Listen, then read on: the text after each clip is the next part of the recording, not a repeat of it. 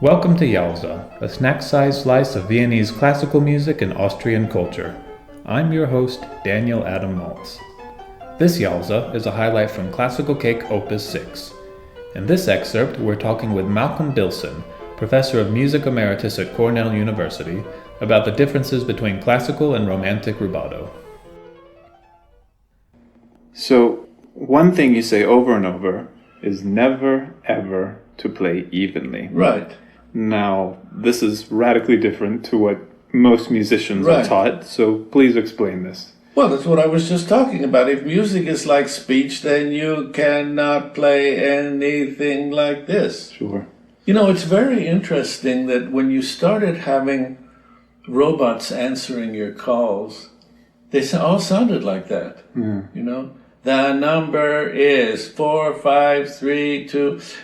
And little by little, they realized that this does not sound like a person, even though there's a person saying it. And so they had to introduce the number is 45378, whatever it is, you see. Because it's unnatural to speak without inflection. Right. Even if you're just giving a telephone number. Yeah. So, in the past few minutes, we've challenged many accepted modern conventions for interpreting classical music, and that's just the beginning of your teachings. In the interest of time, I want to discuss just one more concept, and that is tempo rubato. Okay, rubato has two meanings. One is a later 19th century meaning, which means that you speed up and slow down. But the 17th and 18th and early 19th century meaning of tempo rubato was quite different.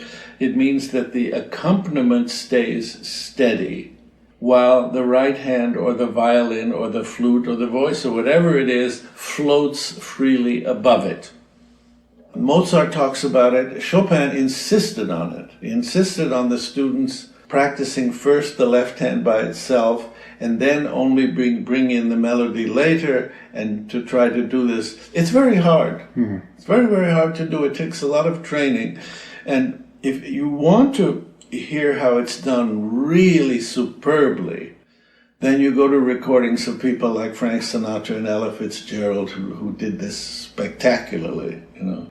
There's a recording of Louis Armstrong playing Summertime on his trumpet with an orchestra in the background. He's never near them anywhere, and it just sends you right to heaven. Wow. Yeah. Thanks for watching. Please subscribe and be sure to join the conversation in the comments. This video was a highlight from Classical Cake Opus 6, Interpreting Classical Music Notation. Visit classicalcake.com for more. I'm Daniel Adam Maltz. Bis zum nächsten Mal.